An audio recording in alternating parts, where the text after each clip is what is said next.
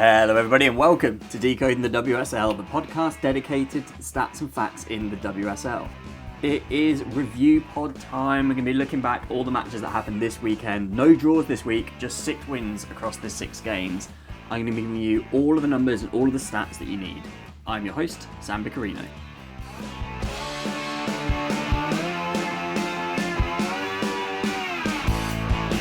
Yes, hello listener. Welcome. Thank you for joining me on what is Monday the 18th of November as I'm recording, probably at least Tuesday by the time that you're listening to this.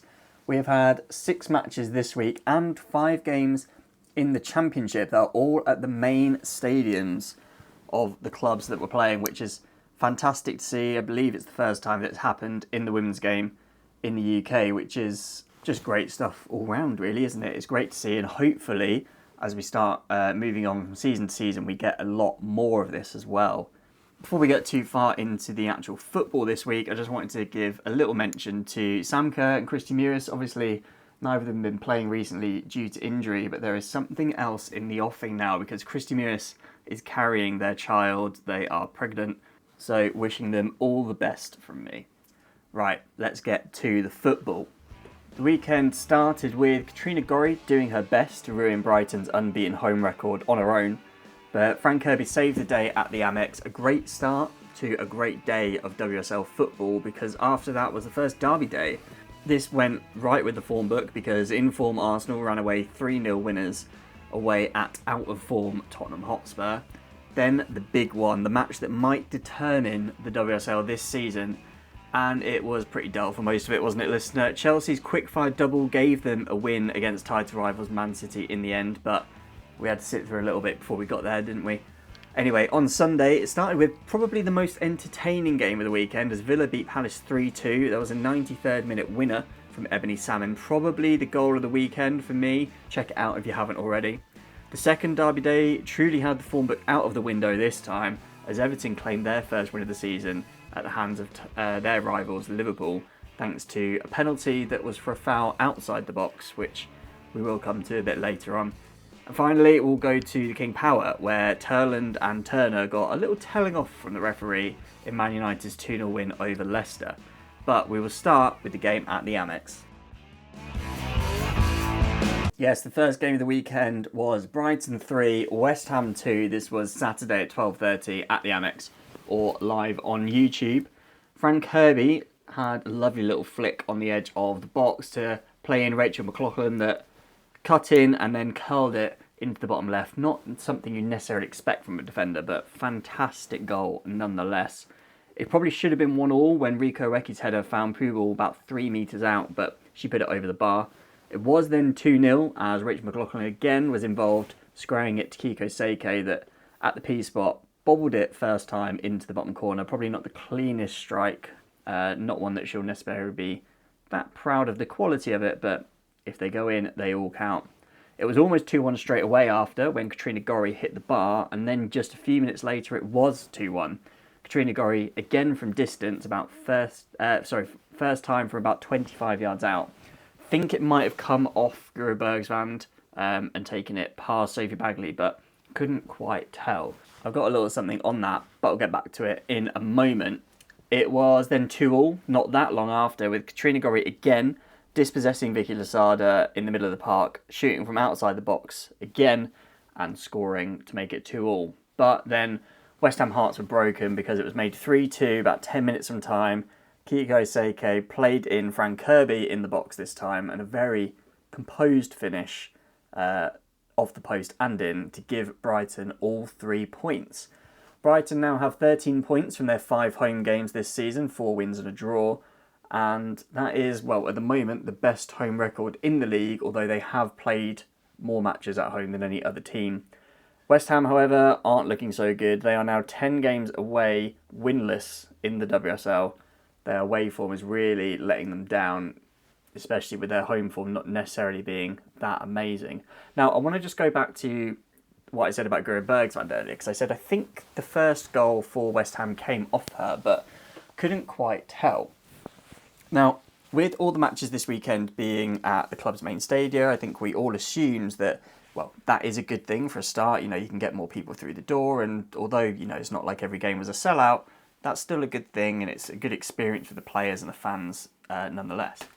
Something I expected from this would be that you would have multiple camera angles. Brighton are a team that are, you know, up there at the moment in the WSL and looking like they might be getting a Champions League spot. And yet, when they play at Crawley, probably due to the stadium, they only have one camera angle. And it makes the highlights a little bit rubbish when, if like me, you didn't manage to catch the game and you have to watch the highlights. You see everything from one angle, you don't really get anything zoomed in properly, because if you zoom in, the quality goes, etc.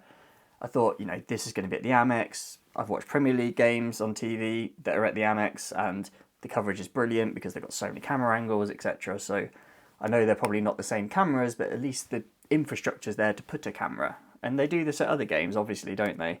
Because the Tottenham Hotspur stadium had multiple angles. Obviously, that was on BBC. And there were other games that were on Sky that had multiple angles. But I thought it was a bit of a missed opportunity from the WSL to just put literally 2, maybe 3 at a push cameras at each ground this weekend while you're at the main stadium, even if it's just on YouTube, because, you know, there was, I don't know how many people exactly for this game, but I know when I was watching some of the Sunday games, there was sort of 15,000 people, I think maybe even up to 20 at one point, watching via YouTube. Obviously, people then watch the highlights and stuff as well. I just think having a few extra camera angles, even an extra one, just having 2, could make so much difference to the coverage. But anyway, that's my little rant about that. Back to the game itself. Brighton were probably slightly on top in the game, but it was a really topsy-turvy game, as you can sort of see from where the goals came from. Brighton had slightly more possession, 56 to West Ham's 44, but they both ended up taking the same amount of shots, 12 each. Of those 12 shots each, Brighton had 7 on target and West Ham had 5. So you may be thinking, you know, Brighton were probably slightly the better team. West Ham obviously had a couple of goals up from distance as well. But actually, West Ham, I think, had a lot of the better chances. I sort of got that from watching the highlights, that they had some really good chances as well. And if you look at the XG, it definitely paints that same picture, because Brighton's XG in this game was 1.1, whereas West Ham's XG was 2.6, which is quite a big difference. However, it's the shots on target that really made the difference here, because Brighton had, as we've mentioned, 1.1 XG from their 12 shots, but their shots on target, albeit there weren't that many, there were only, 7, it's not a bad number, that accumulated to 3.9 post-shot XG. So post-shot XG, if you've not listened before, is a similar metric to XG, but adjusted to only include shots on target. Sometimes it's more, sometimes it's less than normal XG. If they're getting 3.9 post-shot XG and only scoring 3 goals, that shows that Kinga is making enough saves to prevent 1 goal, basically. You would expect her to concede probably 4 goals and 3.9 XG, post-shot XG, but she's only conceding 3, which is pretty good. Now West Ham, even though their XG was 2.6, they went the other way, because their post-shot XG was smaller. It was only 1.4. This is partly due to players like I mentioned Prubel earlier. She had 1 shot that she put over the bar from very close in, and that was a 0.8 XG chance. Manuela Pavey as well, she had 0.9 XG from her 2 shots, but only 1 of those was on target. So things like that add up. Obviously, the 2 goals they did score, both from Katrina Gorry from distance, the shots are going to have a quite low XG. In fact, Gorry had 3 shots in total, as I've mentioned, and they were all from outside the box. So her 3 shots actually only totaled 0.1 XG, which is quite impressive. To get 2 goals from just 0.1 XG, she must be the sort of highest XG overperformer over the weekend. I'd be extremely surprised if there's anyone else.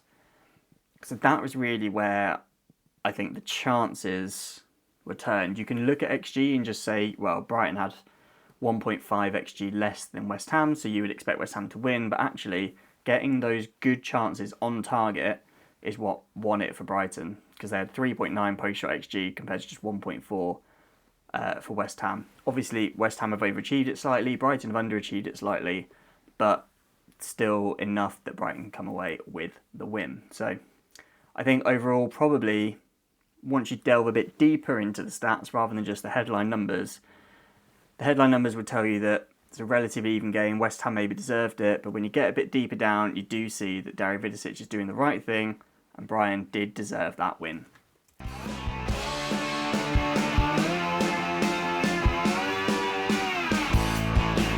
Right, listener, on to the North London derby. It was Spurs 0, Arsenal 3, Saturday 1:45 p.m. at the Tottenham Hotspur Stadium, or live on BBC One if you're in the UK. I will do my best as an Arsenal fan to remain impartial throughout this one, although do not be under any pretense that it is anything other than happiness for me to cover this game. The match opened quite quickly, with Arsenal going 1-0 up in just 63 seconds. A great left-footed finish from Alessio Russo. The second match in a row where Spurs have conceded an early goal. Obviously, Bunny Shaw last time out. Spurs playing against probably two of the better opponents in the league. It was 2-0 about 20 minutes in. There was some really good quick passing from Arsenal, which ended up with Marnham receiving the ball in the box. She had enough time to take a composed touch and place the ball into the bottom corner. It was then 3-0 in the second half, with Stina Blackstenius, who had only been on the pitch for 2 minutes, being played in by a great sort of first-time key pass, the through ball type thing from Mariona Caldente, and Blackstenius coolly finished past Becky Spencer to make it 3-0, and I think at that point it was pretty much done and dusted. Arsenal didn't manage to get any more goals from there out, and Spurs didn't really look too much like they were going to threaten. That means Spurs have now lost 5 of their last 6 games. In all 5 that they've lost, they've conceded 3 or more goals. So that defensive woe, I guess, is really costing them a bit. It's strange because they don't have a bad defence on paper. They've got some good players in there. They don't seem like a team that's going to be conceding 3 goals in 5 of their last 6 games. But here we are. They, to be fair to them, have had some good opponents, obviously. Arsenal are in really good form under Rene Slayers, and they've played Man City as well, who are never fun to play, especially at the Etihad. The only win that they have had in those 6 games was a 2-1 win against West Ham, in which they did need a 90th minute own goal to secure it. So they're just not looking very, clinical, I guess, at the moment. Not very confident, not very comfortable in matches. And I do think it's a bit of a blip. I think this will come, as I mentioned before, I think Robert Villahamn did a great job last season. He really seems like he can turn it around for Spurs this season as well. Arsenal, however, are a team with a bit of better news. They are unbeaten in 7 away matches now, which is a really good run for them. The stats in this game do show that Arsenal were the better team, probably quite unsurprisingly. It was 39% possession for Spurs, 61% for Arsenal. So they were having a lot more of the ball, probably unsurprisingly. There were only 4 players with 75 or more touches, and they were all Arsenal players, including Leah Williamson with the most at 109. Spurs managed to complete 309 passes, but that was quashed by Arsenal's 524. Arsenal had a much better pass completion as well, with 87% just to 79 for Spurs. The 3 players with the most passes were all Arsenal players as well. 90, again, with Williamson being the most. And one of the stats that I think shows a bit more with how much creativity Arsenal had and why they were the much better team at creating chances is the key passes metric, because Arsenal made 10 key passes throughout the game, Spurs only made 2. Frida Marnham had the most in the game with 3, which is obviously then more than the whole Spurs team put together. Arsenal had 15 shots from this game, which is obviously pretty good. Spurs only had 3. Those 3 shots for Spurs totaled a grand total of 0.1 XG as well, which really isn't a lot. Arsenal, however, their 15 shots only totaled 1.9, so that's still not loads considering, how many shots you've had, but it's sort of a better XG per shot than Spurs had, at least. They've also scored 3 goals from their 1.9 XG, which then shows that they're being quite clinical as well. 6 players in the match had 2 or more shots. They were all Arsenal players, including second half stubs of Stina Blackstenius and Kyra Cooney-Cross. So those 3 shots from Spurs coming from 3 different players. I think it was Amanda Neildon, Drew Spence and Bethany England off the top of my head, although I haven't got that in front of me. Now, I want to move on to something that I saw on X, which was from Opta Joe. If you don't follow Opta Joe, they do a lot of, it's basically Opta, doing a lot of good football stats for matches in England. And they said that 63 seconds, Alessia Rosso's goal was the second fastest WSL goal ever for Arsenal. Arsenal have obviously been in the WSL for a long time. And Jordan Nobbs' 28-second strike against Liverpool in October 2014 is the only goal that they've ever scored in the WSL within the first minute. This is something that struck me as a bit strange, so I thought I'd refer back to a graphic that I saw about the Premier League, I don't know, about a week ago, where they said about how many goals have been scored in each minute of a game so far this season. So out of 314 goals, they've scored... people in the Premier League have scored 4 goals within the first minute. So about 1.3%, or to be honest, about 1 in 90. It's not that far off that kind of number. It's actually slightly less. Which then made me think that, much more likely to score in the first minute or less likely to score in the first minute than any other, if we sort of extrapolate that out. So Arsenal must have scored more than 90 goals, and I've looked at and just to double check, and they have scored way more than 90 goals since the WSL started, and they've still only ever scored 1 goal in the opening minute. I thought that was a bit strange. I don't really know the reasoning behind it. I don't know if it's to do with the ethos of the club.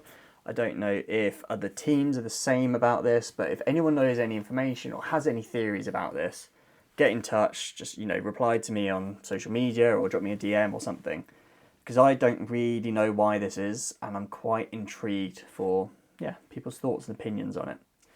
But anyway, this game was 3-0 to Arsenal. I think if you had been shown the whole game, apart from the goals, and asked to guess what the score was, I think you would say that Arsenal would have won the game by 2 or 3 goals, and that's exactly what happened. They were dominant throughout. Spurs didn't look like they had enough. And I think, Spurs really need to start thinking about what they're going to do at the moment, because I think they've got a good coach, I think they've got a good squad of players, but they are really just lacking in performance at the moment. As I mentioned earlier, their win against West Ham was the only of their last 6 games that they haven't lost and haven't conceded at least 3 goals in. Something's not quite right at Spurs, and I hope for their benefit that they can, fix it, because, I think... pretend I'm not an Arsenal fan for a minute, but they're quite a likeable team. They've got a very likeable manager. They've got quite a good set of players.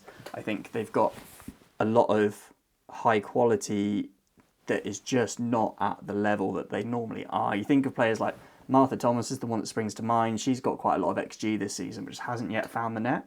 She's getting in the right places, which is the important bit, but not putting the goals away. And I say that's the important bit because it would be much worse if she wasn't getting the XG.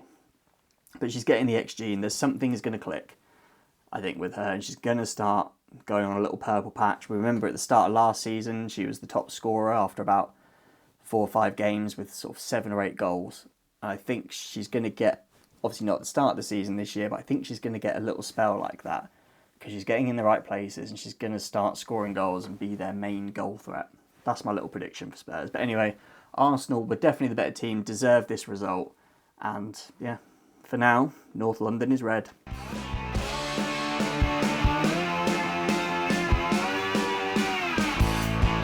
Now on to the big game of the weekend, the one I was probably, putting my neutral hat on, ignoring the Spurs-Arsenal game, the match that I was looking forward to the most, because it, I think, is the most important game of the season so far. It's Chelsea against Man City, and it finished 2-0 to Chelsea. This one was on Saturday evening at Stamford Bridge and also live on Sky. There was an early chance for Man City because Sandy Baltimore played a bit of a rogue back pass that Bunny Shaw got on the end of, but she did place it wide. Shaw had a couple of opportunities from corners after that, but nothing that really tested Hannah Hampton too much. But then in the second half, about 75 minutes in, incredible run from Ramirez. Alana Kennedy just kind of bounced off her, and Greenwood stayed with her but couldn't do anything to stop Ramirez putting the shot past Yamashita and into the far corner of the City net. Then, within about 5 minutes, a corner from Brighton broke down, and in the second phase it fell back to Guro Brighton, who curled it into the other bottom corner. And that was all she wrote. 2-0 to Chelsea in yeah, I think probably the most important match of the WSL so far this season. It's Chelsea's first win over Man City since the 25th of September 2022. So just over 2 years since Chelsea last since they last beat Man City. They've obviously played quite a few times in that period. Chelsea have won 28 of their last 29 games at home in the WSL now. The only one being a loss to Man City in the middle of that sort of breaks up that run. It's City's first loss in 13 games in all competitions this season, so Gareth Taylor's Man City have had a great start to the campaign in all comps, and this will be potentially, well, it'll be one of two things. It's either going to be something that's just a little blip, away at the current champions, but we've got, for Man City's sake, got to hope that's it and hope that it's not something that kind of derails them and knocks their confidence too much. Chelsea have won all 9 competitive matches under Bonpastor now with an aggregate score of 31-6. So scoring about 3.5 goals a game on average, conceding less than 1. They've also won all 7 of their matches in the WSL and have kept 3 clean sheets in a row, which is currently the longest run of clean sheets in the WSL. Now, how did the game go? Well, to be honest, City had the ball, but Chelsea had the chances. City had just shy of 2/3 of the possession. Alana Kennedy had the most touches with 145, and Kirsten Casper and Alex Greenwood were both close to 100. Greenwood obviously not playing the full 90 as well. Chelsea completed 258 passes to 496 for Man City. No Chelsea player actually completed more than 40 passes in this game, which is really rare for them. Whereas City had 6 players that completed over 40. Alana Kennedy being on 118, she was the only player above 70. Chelsea seem to be a team that can just do whatever they need to do to win a game. They can work round the opposition they have, whereas City kept with what they do. They keep their possession football, and it hasn't paid off here. Because when we move on to things like the chances, that's when you start to see that Chelsea were probably the better team. Chelsea had 13 key passes in this game to just 6 from Man City. And Chelsea almost had double the shots as well. They had 15 shots in this game to just 8 for Man City. 6 on target for Chelsea, 2 for Man City. And of the 8 shots that Man City had, 7 of them came from Bunny Shaw, with obviously, not obviously, but only 2 of those being on target, which were both of City shots on target. Johanna Rytting-Kaneryd and Sjoeke Nusken were the only other players that had more than 2 shots in the entire game, having 3 each. So Chelsea had 15 shots with no player getting more than 3. Man City had 8 shots with 7 of them being 1 player. I think you can tell who is the team that is sort of spreading their workload and who is putting it through 1 or 2 specific players, especially when you've got a player like Lauren Hemp not in the team. It seemed to all go through Bunny. City were the team that made more tackles in this game. They had 31 just to 21 of Chelsea, but Chelsea made a lot more interceptions. 25, which isn't a ridiculous number. It's quite a lot, but not loads.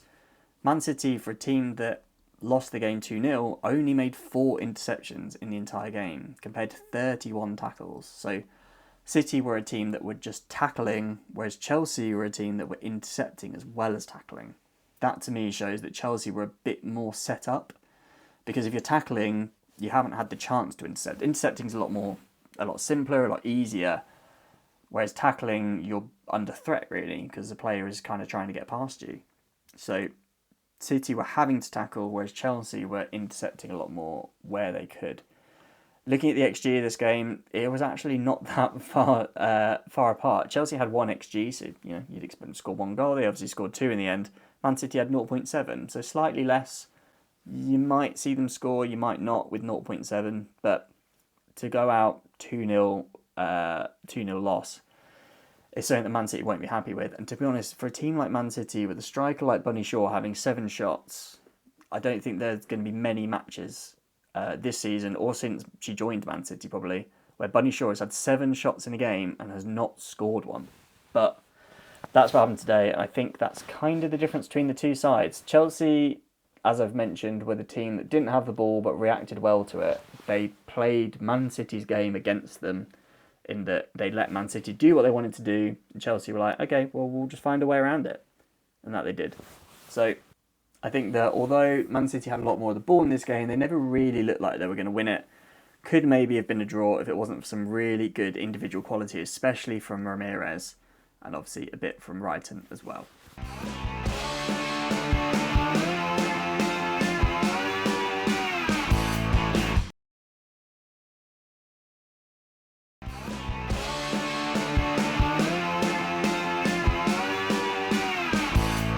Right, on to Sunday's games, and this one was, I think, the game of the weekend. It was Villa 3, Palace 2. This was at 2 o'clock at Villa Park and also live on YouTube. It was a really good start to the game, both teams forcing multiple saves from each keeper within the opening 3 minutes. But Mikato opened the scoring about on the half hour, finishing off a really good Crystal Palace move to make it 1-0. Then Anna Patten equalised with a real striker's quality, composure in the box, and finding the bottom corner with a really good finish about 40 minutes in. There was then an absolute barrage from Villa before half-time, loads of chances, including a really good finish from Rachel Daly after a great through ball from Kirsty Hansen. In the second half, there were lots of chances as well, but nothing came to any fruition until about 3 minutes from the 90th minute when it became 2-2. There was a great cross from Ashley Virden that was met by Annabelle Blanchard to be volleyed in. A really nice goal, again from Crystal Palace. They are showing why they were such good goal scorers in the Championship last season, and they're bringing that through. But it wasn't to be for Palace. They couldn't hold on to a point because 93rd minute, there was a goal of real quality from Emily Salmon. She held off her player on the edge of the box, turned, and fired, I think, a very powerful shot into the top corner. It must have been one of the most powerful shots in the WSL this season so far, if not the most powerful, right into the top right-hand corner, hit the roof of the net. If you haven't seen it yet, check out the highlights, because that is my goal of the weekend, I think. In terms of these two teams playing against each other, this was the 6th time that they've met in all competitions over the years. Palace have still never won. That is 5 wins for Villa and 1 draw. And it is also Villa's first win in the WSL this season, which is not something I thought I was going to be waiting until game week 8 to say, especially after game week 1 when they almost got something out of the Chelsea game. Palace are now on the longest winless run in the WSL, 5 matches without winning. It's not looking too great for the Palace side, but I do think they're going to have enough to turn this around and get some good results. Looking at the numbers for this game, Villa dominated the possession. They had just over 60% of it, and all 6 players that had 75 or more touches in this game were Aston Villa players. Paola Tomas being the one with the most at 90, which I think shows their intent to go down that left side where Kirsty Hansen was as well, but we'll come to her later. Villa completed 470 passes in the game to just 254 for Crystal Palace, so almost double, and they had a much better pass completion rate as well, 88% to just 77 for Palace. Villa also had just over twice as many key passes throughout the game, 15-7. They had a lot more shots, 22-12. By the way, 34 shots in one game. This is why I'm saying it's probably the game of the weekend. Villa also had a lot more shots on target, 12 to just 5 for Palace. So not only were there a lot more shots on target, but not only were there a lot more shots, there were a lot more shots on target. However, Palace definitely had the better shots because they both finished on 1.3 XG in this game. I put something out earlier, I can't know if it's this week or last week, about the fact that teams aren't scoring as much as they were doing last season, partly because they're not actually doing as well against their XG, which I think is off the back of something that I said earlier in the season, that keepers are going to get better. And that's what's happening, because teams are getting about the same amount of XG and just aren't scoring as many goals. But this game definitely bucked that trend, because there was only 2.6 XG between them and obviously 5 goals. On some of the defensive stats, I wanted to pick up a couple of things. One was the clearances, because there was a hell of a lot of clearances in this game. 18 for Villa, which is already a decent amount, and 40 for Crystal Palace. That is loads. The player that had the most was Brooke Aspin with 7, and she only came on at half time. I think this is a little bit of how she likes to play, because if you're going to come in and only play half a match but still top one of the metrics, you're obviously trying extra hard to top that metric in this game. So to top clearances, it seems that whenever she's getting near the ball, she's much more likely to just clear it out than most other players, whether that's, kicking it or trying a headed clearance. I think this is sort of linked into a bit of last season, because I remember Bristol City had the most clearances in the WSL last season. And I know Brooke Aspin was up there, so I checked it. And of the players that played 15 or more 90s throughout the season, she was fifth in terms of clearances per 90 with about 4.9. So she's obviously way above that. She's on, 14 in this game, clearances per 90. But yeah, it just seems one of those things that when Palace are under the cosh, or if Brooke Aspin is under the cosh, she is likely to clear it. Palace definitely were trying to do that in this game. In terms of tackles, this was something else I wanted to pick up on, because Villa made 15 tackles in this game and Palace 22, and while those numbers aren't particularly extraordinary, they're relatively normal, it was the players that stuck out for me. There were a few players that made 3 tackles, a lot that made less. Kirsty Hansen made 5, which you don't often see from a winger, but Lexi Potter made the most. She made 9, so she made triple the amount of tackles of any other Palace player. She's obviously very young still. Is she 18 or 19? She's on loan from Chelsea for another season at Palace, and she's really putting in some good performances. She is someone that I saw someone post on, I can't remember if it was Blue Sky or X or somewhere like that, that she is preparing herself to be a proper Erin Cuthbert replacement. She's very much that kind of player. She's got a lot of energy. She likes to top the same sort of metrics that Erin Cuthbert does, with those sort of defensive actions while still contributing with passing progression. So I just wanted to pick her out because I thought she had a great game against Villa. Even though as a centre midfielder you're not getting on the score sheet or anything, that's not really what she's in the team to do. But to make that many tackles, she's obviously preventing Villa a few opportunities. The other player I wanted to pick up on was Kirsty Hansen, because she was a player that got in my team of the week alongside Anna Patton from this game, and I thought she was probably the player of the match. She had a few areas where her numbers stood out to me. So she had the second most shots on target in the game with 2. She made the second most tackles, as I've already touched on, with 5. She had the 5th most touches with 76. Now, 5th, you might be thinking that's not that many, surely, if there's 4 players better than her. But to have the most touches as a left winger is very surprising. You'd probably expect the 4 players with the most touches would be the centre-backs.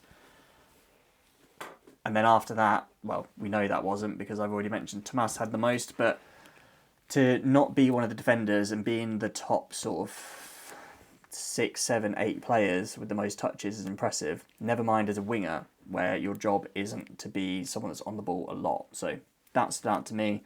And then a couple of other bits, which were that she had the most key passes in the game with 4, and she completed the most dribbles with 5. So I think she all round had a really good game. And although there were other players that didn't make the team, my team of the week, I thought she definitely deserved her spot. But if you want to hear a bit more about that, listen to my Team of the Week pod, which will be out later this week.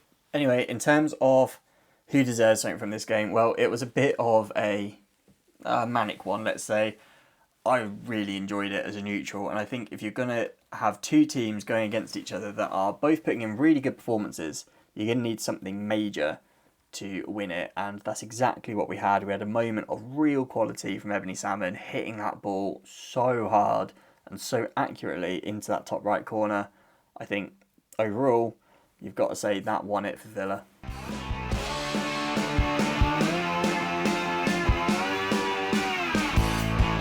Right then, the Merseyside derby. This one was Sunday, 3 o'clock at Goodison Park. Tegan Micah make her first start since coming back from injury, and it was great for Liverpool to have her back. I do think she is Liverpool's best goalkeeper, so she'll be important for them going forward.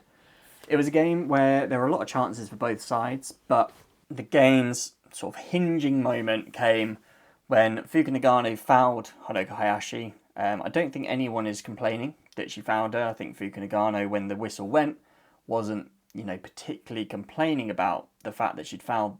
But for some reason, the referee thought that the foul, which was, I think, quite clearly outside the box, was going to be a penalty. This is something that has sparked a lot of debate. People have, obviously brought the VAR stuff up again. I think it was Matt Beard that made a very good point that you don't need VAR for this kind of thing. It's something that's, the referee has made a mistake. They're human. We're all going to make mistakes. Let's not get on their back necessarily for that, even if it was, a relatively, I think, obvious error. But if there was just a simple system where you can watch it back on, that one camera angle that for some reason they had at Goodison, even though, once again, they could have had way more. But if you could just watch it back and see, okay, yeah, that foul is quite clearly outside the box. The referee can sort of refer it themselves. They don't need a team to refer it or anything. They could just have someone. It can literally be as simple as someone just watching the TV broadcast and be like, no, that was quite obviously wrong. It's a clear and obvious error. Let's change that over. But until we've got something like that, we have to move on with things like this and things where, officiating decisions make quite a big impact on games that are close like this, in big games like a derby. But Everton had their penalty. Kachnoy scored it, 1-0, and Everton, for the first time this season, led a game. Fuka Nagano very nearly scored at about 10 minutes after half-time, but Courtney Brosnan made a brilliant double save. The second one of this especially was fantastic. There were a few other chances for Liverpool, but they couldn't make any count. Everton stood strong and kept on to their 1-0 victory. Everton now have twice as many points as goals this season, 6 points to just 3 goals. And it ends a run of 8 winless at home for Everton, so they will be over the moon at that. The last 2 games that Liverpool didn't score in were both against Everton at Goodison Park, so it's quickly becoming somewhere that they are not happy to go to. I think both of these games have been in times where Liverpool would expect to brush aside Everton with relative ease, but it's not becoming a ground they want to play at, and I would expect that, maybe Everton would have wanted to continue that a little bit longer, but obviously by the next time they play each other, assuming they don't play it until the WSL next season, Everton are no longer going to be at Goodison Park. It's going to be either their new stadium or back to, the slightly smaller one that they normally play at. Liverpool are still the only team in the WSL with no clean sheet this season, which is definitely something Matt Beard is not really. I don't think he's a manager that you would expect that from. I think last season he showed that his Liverpool team was so good defensively, you'd probably expect that if any team was going to be getting clean sheets, aside from, the elite of your Man Cities and your Chelseas, Liverpool would be up there. But no, they're the only team without one so far. Since the start of last season, Liverpool have only lost in the WSL away from home against Chelsea, Man City, and now Everton. So, pretty good company for Everton to be in. If you look at the stats in this game and didn't watch the game, you would think that Liverpool had won this relatively comfortably. They had about 2/3 of the possession. Gemma Bonner had the most touches in the match with 117, the Liverpool centre-back. Liverpool had almost triple the number of shots with 17-6 and had literally triple the number of shots on target with 6 to just 2 for Everton. They also had more XG in this game. Liverpool had 1.6 XG, which is definitely an amount of XG where you would be expecting to score. So kudos to Courtney Brosnan for a good goalkeeping performance there. Everton had 0.9 XG, expecting to score 1 goal, and that's exactly what happened. Largely helped out by, I don't know exactly what the XG is for a penalty at the moment, but it's probably something. It's normally something between 0.75 and 0.8, depending on exactly which XG model is used. Liverpool completed more than twice as many passes, 453 to just 206 for Everton. Gemma Bonner, again, with the most at 75. Sarah Holmgard completed the most for Everton at just 26. No player completing even 30 passes in the game is really, really low. Liverpool also had triple the number of key passes, 12-4 for Everton. And I think all those stats, those sort of possession, creativity, shooting type stats just all show Liverpool were the team that were much more likely to score. But that's why we love football, isn't it? Because that's not always what happens. Something else I wanted to pick out was a niche stat within the tackles. I know I've spoken about tackles a bit today, actually. It's a bit of a trend, isn't it? Hasn't been on purpose, I promise. But 24 tackles for Everton, 21 for Liverpool. Not abnormal numbers. Claire Wheeler with the most in the game with 5, which is, Claire Wheeler doing Claire Wheeler things. Not necessarily a player that you wouldn't expect to be up there. She's a player that tackles quite a lot and is obviously very good at it. But something that did surprise me was Megan Finnegan, because she didn't make a single tackle in the game. I think she was the only defender on either side that didn't make a single tackle. Obviously, she didn't necessarily need to because they kept a clean sheet. But yeah, just something I thought I'd show because I thought it was interesting and not something you'd necessarily expect. But yeah, as I mentioned, Everton were, let's be honest, not the better team. Courtney Brosnan had a world-class performance in there, keeping Liverpool out. And it was very much a, quite poor penalty decision. You know, Everton would have had 0.1, 0.2 XG maybe if it wasn't for that decision. So that was what turned it. It was a bit of a refereeing decision that decided the game. But I think Liverpool and Matt Beard will be probably of the opinion that they shouldn't have needed a refereeing decision to decide this game. They should have been able to score a couple of goals regardless. But there we are. Everton's first win of the season.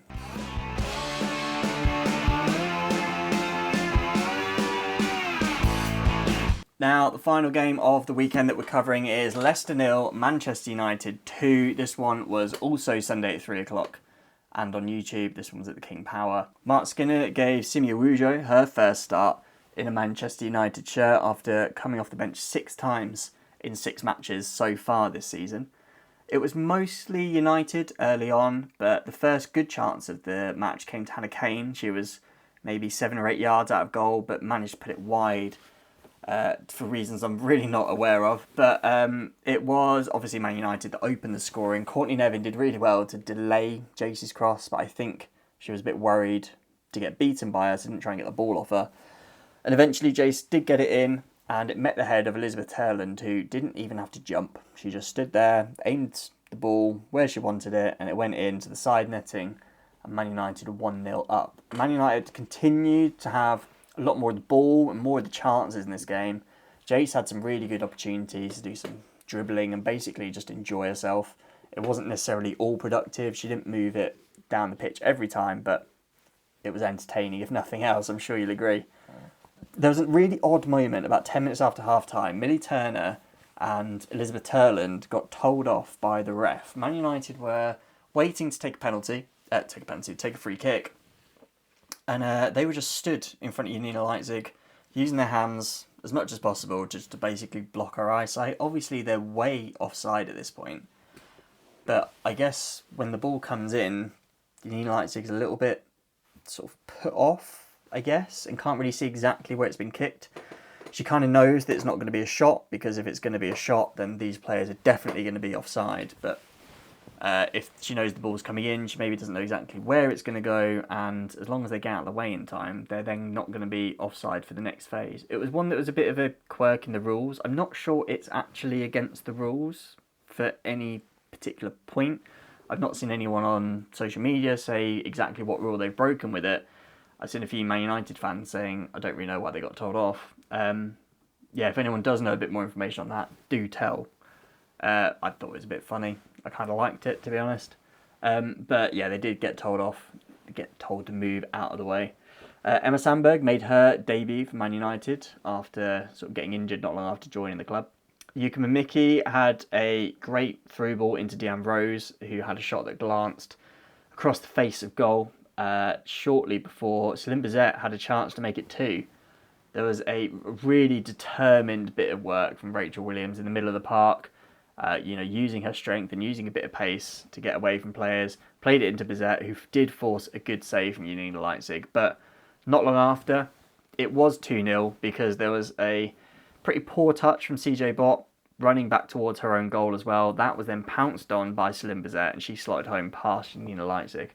I thought it was really telling, her celebration from this. She's obviously quite new at the club. She's, it's not like they're at home or anything this weekend, but it was a really passionate celebration from Bizet. That obviously meant a lot to her personally because, it hadn't won them the game. They were already winning. It's not like they're in front of their home fans or anything. It's also not like she's not had any involvements in goals so far this season, but that one meant a lot to her. Leicester are now on the longest losing streak in the WSL with 3. They are also the only team that haven't scored in their last 3 games. So It's not going too well for them. It is 1 win in 16 for Leicester now as well. They won 1-0 against Everton in their last home game, and that is the only one of their last 16 they've won. Leicester and Man United have now played 9 times over the years, and Leicester are still yet to win that as well. Man United getting, I think off the top of my head, it was 8 wins and there's 1 draw. Man United, however, are, unsurprisingly, in a lot better state. They are still unbeaten in all competitions this season. But as for how this game in particular went, well, the XG kind of showed that it was about right. Man United's XG in this game was 2.1, whereas Leicester's was 0.4. So you'd expect Man United to score 2, and you'd expect Leicester not to score. That's about right. Man United had a bit more of the possession in the game and had over double the number of shots, 23 to Leicester's 9. They also had 6 shots on target to just 1 from Leicester, and Grace Clinton with 3 obviously topped that. Man United had a lot more passes, just over 100 more, and I thought this was quite telling, that Millie Turner and Maya Letitia, the centre-back partnership for Man United, completed 132 passes between them. You know, it's not a ridiculous amount, it's a decent number. But the Leicester back 4 and Janina Leitzig only completed 128. So the Man United centre-back partnership completed more than the Leicester goalkeeper and entire back line in this game, which I think kind of showed that Man United were controlling the game from the back, whereas Leicester were trying to play more of their passes from the midfield and moving forward. Man United also made more key passes in this game, 15 compared to just 5 for Leicester. But I want to highlight a few other stats in here as well. I promise this is going to be the last time I talk about tackles. 22 for Leicester, 23 for Man United, and 0 for Millie Turner or Maya Letitia. There's always a famous stat that I think of, which was, I think it's Paolo Maldini that said, if I've had to make a tackle, then I've already made a mistake. And I think that is definitely what the Man United centre-backs were doing today, or yesterday, I should say, with Millie Turner and Maya Letitia not needing to make a single one and still keeping a clean sheet. Dribbles is another area I want to highlight, because Leicester completed 5 dribbles and Man United 18. Doesn't really show too much other than a sort of different style of play. But I wanted to highlight Jace, because of the 23 dribbles completed in this match, she completed 9 of them on her own. Celine Bizet completed 4, and the other 10 were all completed by different players. So they were the only 2 players that completed more than 1. Celine Bizet with 4, and Jace just having so much fun and being really entertaining in this game with 9 completed dribbles. The other one I wanted to highlight was clearances, because as we've already spoken about with previous games, sometimes teams need to make a lot of clearances, especially when they're under the cosh a lot. Crystal Palace were a good example earlier, and now, probably unsurprisingly, it's Leicester. They made 40 clearances in this game, 5 times as many as Man United did with just 8. Sophie Howard was the player that made the most. I don't know if this is definitely true, but I think it may be the game in the WSL this season where a single player has made the most. She made 15 clearances in one game, and she now has the most in the entire WSL with 61. So Sophie Howard, doing her best to get it out as much as possible. I think this game is one that no one was really surprised at the result, and I predicted 2-0 before the game, for example, and I promise you that is true. Check the preview pod if you need to. I've got receipts. But yeah, a relatively expected result. Neither team scored loads of goals this season. Neither team conceded loads of goals. But Man United have been better than Leicester. Leicester are struggling for goals. They're struggling for players, to be honest. I feel a bit sorry for Amandine Mikel. I think she's been given a really poor situation. Not by anyone's fault in particular. You can't help injuries to an extent. And yeah, it's something that's making it difficult for her and making it difficult for Leicester. And I still think when it comes to, maybe after Christmas, I know Shannon O'Brien's back soon, Lena Peterman's probably back soon. They're going to have a bit of a goal threat and they are going to climb up the league a little bit. But for now, it's not looking good for Leicester, but it is looking brilliant for Man United.